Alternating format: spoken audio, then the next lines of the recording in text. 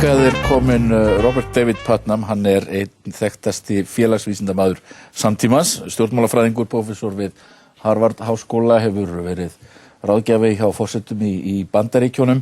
Hann er kominn hérna, það er nú vegna 100 ára afmælis Háskóla Íslands, hann er kominn hérna á vegum félagsvísindasviðs háskólans.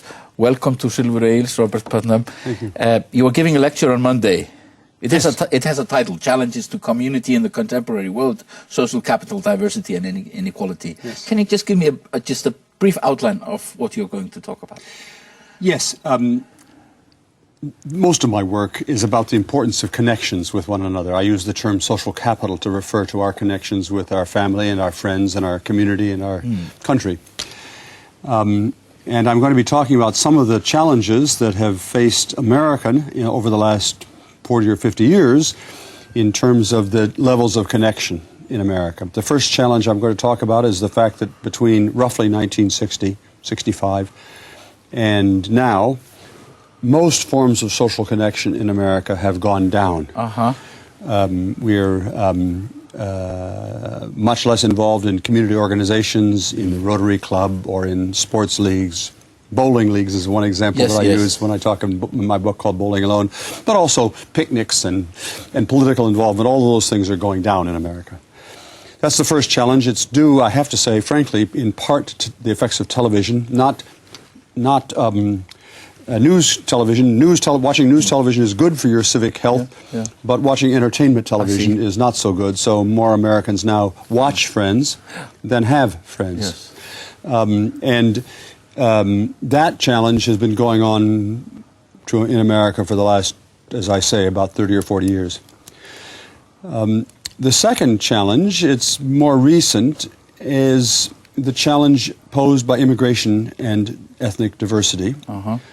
The most certain prediction you can make about any modern society, is that it will be more ethnically diverse 25 years from now than it is now. All these modern societies are becoming more ethnically diverse with immigration, and that is going to have an effect on all countries, not just the United States. Indeed, in some respects, I think the United States is better placed to respond to that challenge because we have a history of immigration, whereas European countries don't. The short-run effect of immigration and diversity, it turns out, is to make us hunker down, to pull in, away from everybody. Away from connections. Away from connections. Over the long, immigration itself is a positive for a country. America's scientific expertise, our artistic and cultural expertise is rooted in our immigrant past. So I'm a strong advocate of immigration. But what that means is that a country has to work hard because doing diversity is not easy, it's hard, to create a new, more encompassing sense of we. Many people, especially in Europe now, facing a similar challenge, think the problem is to make them, the immigrants, like us.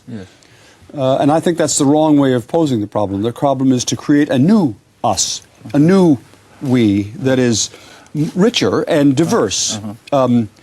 It's not to make them like us, and it's not to leave them out of not to keep them out of, meaning the immigrants, out of our community, but to create a new community. That's easy to say, hard to do. It typically takes decades. I'm pretty optimistic that America will do it this time because we've done it before, so all of us in the back of our minds know that it's possible. You have this huge influx of Hispanics. Now we do. Previously we've had a huge influx of Italians and a huge influx of Irish and a huge influx of Germans. My own people have been in America since 1640, so we were English, my stock was English pioneers. And every 30 or 40 years, our lives have been disturbed by another group of the Dutch came, and then the Germans came, and then the Irish came, and then the Italians came. And the short-run effect is we were always irritated by the Dutch or the Germans. But in the long run, we're much better off. And that will happen, too. That will happen this time. And the third challenge? There's a growing inequality in America, not just in terms of income. That's well known, and that's true in many countries. But in terms of the life chances of the next generation, over the last 30 or 40 years in America, young people coming from upper middle class backgrounds they compared to previously, they now go to church more, they're more involved in community organizations like the Scouts, they spend more time with their parents, they have more friends at school than middle-class kids used to, they're more socially trusting. But at the same time, working-class white kids, and I'm not talking about race, white kids as well as non-white kids, are much less likely to go to church, spend less time with their parents, are less involved in community activities, have fewer friends at school, are less trusting of other people. What that means, because all of those factors, all of those social connection factors, in turn predict success in life. And so here's the bottom line. Increasingly America, and perhaps in other countries, how well you do in life depends on how smart you were in choosing your parents. Yes. If you were really smart and chose well-educated, well-off parents, things are fine. Yes. But if you were asleep on the day when parents were chosen, or you made a mistake, or you were lazy in choosing your parents, you're not fine. You're going to be, even before you're born, your chances of success are much, much less good than they used to be. That means we have declining equality of opportunity. And in America, at least, that is a core value. Americans are not so upset about rich and poor, but we don't care how high the ladder is, as long as everybody is getting on the ladder at about the same point.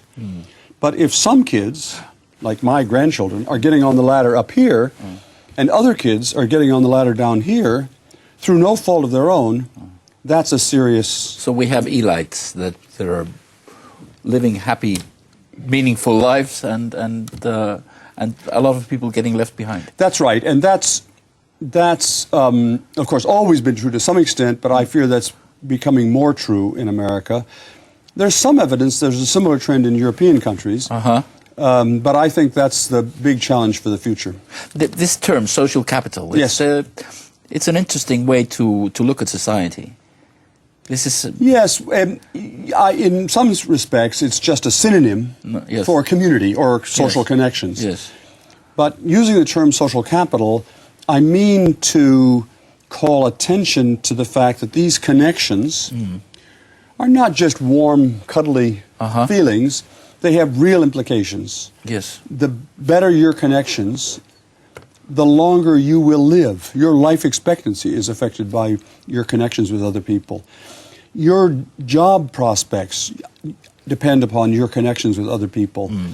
At least in the United States and in other countries, the level of crime in a neighborhood is predicted by how closely the neighbors know one another. The quality of schools in a community depends upon the level of social connection in that community. There are many, many ways in which these social connections, even bowling in leagues, have positive effects. And that's why I use the term social capital. Of course, not all social connections are used for positive purposes. Al-Qaeda is another example but of social capital. In your view, has declined. Yes. In the since the 50s or since the 60s? Well, since the middle 60s. Basically, ever since I personally started to vote, America's been going downhill in social capital terms. I don't want to take the full blame for that. But But is there any way to reverse this trend? Yeah. These kinds of long cycles in emphasis either on individualism or on community are characteristic of American society and probably characteristic of other societies too. So 100 years ago, just exactly 100 years ago now, America suffered a very similar challenge of social capital deficit because at that time, immigration and urbanization and the Industrial Revolution meant that the older ways of connecting, the ways of connecting that would fit in a rural society, didn't work on the Lower East Side of New York. And then at the turn of the last century, about 100 years ago now, Americans invented a whole new set of institutions that would fit a more urban society. So if you look at the founding dates of of most American organizations today, almost all community organizations today in America, were founded around 1900. The Boy Scouts and the Girl Scouts and the Rotary Club and the Kiwanis Club and the all the ethnic groups. But that's and so basically the same thing that happens here in Iceland in the last years of the 19th century and the beginning of the 20th. This is the Templars, the abstinence movement. Absolutely. Lot of things happening. And that was true European-wide and in the United States because the older forms of connection in the rural villages didn't work. Yeah.